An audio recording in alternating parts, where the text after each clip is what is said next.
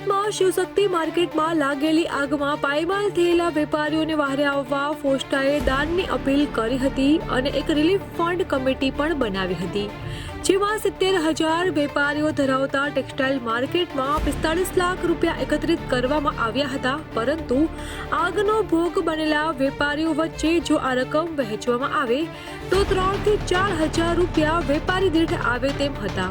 આથી મીટિંગમાં દાનમાં આવેલી રકમ દાતાઓને ફરીથી આપી દેવાનું નક્કી કરવામાં આવ્યું હતું. તો રાહત ફંડમાં કુલ 173 વેપારીએ ફાળો આપ્યો છે, જેમાં એવા પણ વેપારી છે કે જેઓએ ₹1 આપ્યો છે, તો કોઈ 11 રૂપિયા, તો કોઈ 21 અને 55નો ફાળો આપીને એક મજાક કરી છે.